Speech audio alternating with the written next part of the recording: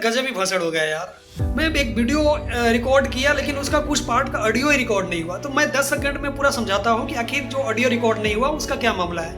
दोस्तों क्या है कि अमेरिका के द्वारा भारत के ऊपर 25% टैरिफ लगाया गया है और इसके अलावा भी पेनल्टी लगाया गया है कि जो इंडियन सामान जो है अमेरिका में जाकर जिसका कीमत $100 था, 25% पेनल्टी लगने के बाद उसका कीमत $125 हो गया।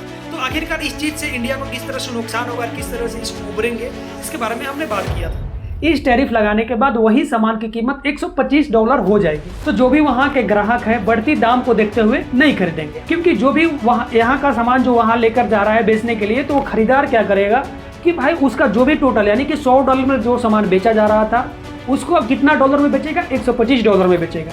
ऑटोमेटिक सामान महंगा होगी तो वहाँ का ग्राहक का डिमांड कम हो जाएगा, तो यहाँ से सप्लाई भी कम हो जाएगी और सप्लाई कम हो जाएगी तो यहाँ माल मटेरियल नहीं बनेगा। और इंडिया में जब माल मटेरियल नहीं बनेगा, ठप हो जाएगा, तो यहाँ का कहीं ना कहीं अर्थव्यवस्था भी नीचे जाएगी। और अर्थव्यवस्था नीचे जाने के साथ साथ यहाँ जो भी वर्कर जा रहा है, जो भी कर्मचारी जा रहा है उस इंडस्ट्री में, उस फैक्ट्री में काम करने के लिए, तो आखिरकार जो सप्लाई ही नहीं होगा तो फिर वही जो कर्मचारी हो गया, जो भी कुछ होगा ठप पड़ जाएगा। यही सारी चीज़ें हैं जो अमेरिका के द्वारा लगाया गया है। लेकिन दोस्तों ये बातें जो कही गई अमेरिका के द्वारा कि 25% टैरिफ लगाएंगे, इसी 30 जुलाई को कही गई। हालांकि आज से 2-3 महीने से इंडिया और अमेरिका के बीच में बातें चल रही थी, डील चल रही कि भाई हम थोड़ा नीचे कर ले, तुम थोड़ा ऊपर कर लो, ये वो करते करते लेकिन बात नहीं बनी। और आखिरकार ट्रम्प किसी को नहीं सुना, जो कि हमारा देश के प्रधानमंत्री हमेशा बोलते रहते हैं ना कि ट्रम्प, मोदी, भाई भाई, दोस्त, अब की बार ट्रम्प सरकार, इस तरह के बहुत सारे नारे लगाए जा चुके हैं, दोस्त कहे जा चुके हैं। लेकिन ट्रम्प कई मौकों पे इंडिया का साथ छोड़ता आ रहा है। तो इसको देखते हुए हम इस वीडियो में बात करेंगे कि क्या हमारे फ्यूचर, हमारे देश के फ्यूचर के लिए, हमारे सैन्य के फ्यूचर के लिए, हमारे देश के हित के लिए क्या ट्रम्प इतना जरूरी है? क्या हम ट्रम्प को देखते हुए रशिया को छोड़ देंगे? इस वीडियो में हम इसी के बारे में बात करेंगे। हो सकता है वीडियो थोड़ा लंबी हो जाए लेकिन इन्फॉर्मेटिव होगी। दोस्तों अगर हम बात करें कि हम अपनी पूरी की पूरी तेल आयात का 40% जो रशिया से खरीदते हैं, क्या इंडिया के द्वारा इस तेल की निर्भरता रशिया पे कम किया जा सकता है? क्या हम रशिया से तेल ना खरीद के दूसरे देश से तेल खरीद सकते हैं? तो भाई देखो, इंडिया के अगर हम ऊर्जा मंत्री की बात सुने जो हरदीप सिंह पुरी है, उनके द्वारा ये बात बोला जा चुका है कि हम ऊर्जा को लेकर या कच्चे तेल को लेकर किसी देश पे निर्भर नहीं है कि हम उसी देश से खरीदेंगे। तो लेकिन अगर अभी जो अमेरिका का इतना दबाव इंडिया पे आ रहा है, तो इसको देखते हुए मेरा पर्सनली ये लगता है कि हो सकता है कि इंडिया के द्वारा जो 40% तेल रशिया से खरीदा जा रहा है वो 40% ना खरीद के 30%, 20% किया जा सके। लेकिन असली कारण यह है कि भाई सैन्य उपकरण को लेके इंडिया क्या सोचेगा। जो सैन्य उपकरण रशिया से खरीदता है, जो इंडिया के बेड़े में यानी कि इंडिया के पास जो मशीनरीज है, वेपन है, उसका 60 to 70% यानी कि 100 में से 60 से 70 जो मशीनें हैं, जो लड़ाकू विमानें हैं, जो वेपन है, कहीं ना कहीं वह सोवियत संघ या फिर रशिया से खरीदा गया है। सोवियत संघ वही है, आज से पहले जो बहुत सारे देश मिलकर एक साथ रह रहे थे रशिया के अंदर, रशिया के साथ रह रहे थे, उसको सोवियत यूनियन बोला जाता था। लेकिन टूटने के बाद अभी रशिया अलग हो गया और उसके आसपास के जो भी उसके पड़ोसी देश है वो पहले सोवियत यूनियन हुआ करते थे। तो इंडिया के पास जो भी मशीनें हैं, वेपन्स है, लड़ाकू विमानें हैं, उसमें से 60 to 70% रशिया की है। तो क्या इंडिया उसको हटा के अमेरिका से डील करेगा? तो ऐसा बिल्कुल नहीं है। और इसके बाद एक और कारण है कि अमेरिकी से जो भी हम सामानें खरीदते हैं, जो भी वेपन, जो भी उपकरण हम खरीदते हैं सैन्य के दृष्टिकोण से, तो उसका तकनीक हमारे साथ अमेरिका साझा नहीं करता है। हमको अपनी तकनीक नहीं बताता है। वो अपनी जो क्या बोलते हैं इंजीनियर या फिर जो भी टेक्नीशियन लेकर आता है, सर्विसिंग करता है, मेंटेनेंस करता है, अपग्रेडेशन करता है। लेकिन बात करें रशिया की, तो रशिया हमारे साथ अपनी सैन्य तकनीकी भी साझा करती है। तो ऐसा नहीं कि अपनी सैन्य की पूरी डील बता दिया, अपने सैन्य किस तरह से क्या होता है बता दिया, ऐसा नहीं। लेकिन किस तरह से उसको मेंटेनेंस करती है, किस तरह से उसको बनानी है, तो कहीं ना कहीं तकनीकें भी हमारे साथ साझा करता है। तो इसको देखते हुए भी हम डायरेक्टली शिफ्ट नहीं कर सकते हैं रशिया को अमेरिका से।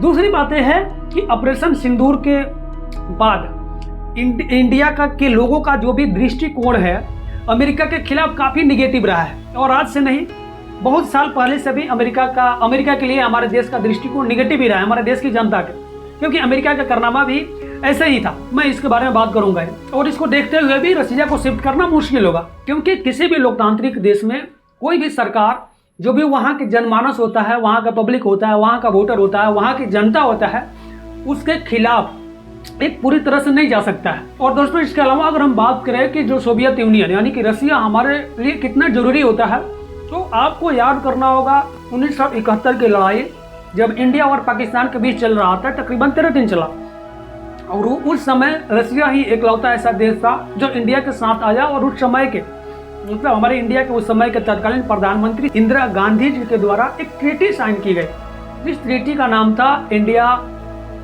Soviet treaty of peace. और इस डील में ये कहा गया कि हम युद्ध के समय में जब इंडिया से और किसी दूसरे देश से जब युद्ध होगा तो उस सिचुएशन में जो सोवियत यूनियन है यानी कि रसिया है, वो राजनयिक रूप से, रणनीतिक रूप से, सैन्य दृष्टिकोण से वो हिंदुस्तान के साथ, इंडिया के साथ हमेशा खड़ा रहेगा। और दूसरी बात हम बात करें अमेरिका की, तो भाई देखो अमेरिका की जो नीति रही है, भारत से ज़्यादा पाकिस्तान के प्रति झुकाव उसका ज़्यादा रहा है। और आज के दृष्टिकोण से नहीं, इतिहास उठा के देख लो, अमेरिका का भरोसा किया ही नहीं जा सकता। लेकिन अगर मान लो, चलो मान लो, थोड़ी देर के लिए मान लो कि इंडिया के द्वारा रसिया को साइडलाइन कर दिया गया, रसिया को ऑर्डर दिया कि भाई तो भाड़ में जाओ, हम तो व्यापार क्या बोलते हैं अमेरिका से ही करेंगे, तो फिर कितना मुश्किल होगा इंडिया के लिए। सबसे बड़ी बात यहाँ पे है कि हमारे देश का जो अभी कन्फ्लिक्ट, जो रणनीतिक रूप से कन्फ्लिक्ट यानी कि बहस या बोलो इसको तालमेल नहीं बैठ रहा है, चाइना और पाकिस्तान के साथ चल ही रहा है। एक समझ रहे हो ना, कूटनीतिक दृष्टिकोण से समझ लो या सैन्य दृष्टिकोण से समझ लो कि लफड़ा इन पाकिस्तान और चाइना की चल ही रहा है इंडिया से। लेकिन अगर हम रसिया को साइडलाइन करते हैं तो यहाँ पे एक बात ध्यान देने वाली है कि चाइना भी जिस तरह से इंडिया खरीदार है रसिया का, उसी तरह से चाइना के द्वारा भी रसिया का 47% जो तेल है चाइना खरीदता है। इंडिया अपनी आयात का 40% खरीदता है, लेकिन चाइना 47% खरीदता है। रसिया के द्वारा जितना निर्यात किया जाता है, जितना अपने देश से बेचा जाता है, उसका 47% चाइना खरीदता है। तो अगर मान लो कि इंडिया के द्वारा हटा दिया जाता है, नहीं खरीदा जाता है, तो उसके लिए इंडिया के जगह पे कौन आ जाएगा? चाइना आ जाएगा। और चाइना आ जाएगा तो चाइना के साथ साथ पाकिस्तान से भी उसकी नज़दीकी जो है बढ़ता चला जाएगा।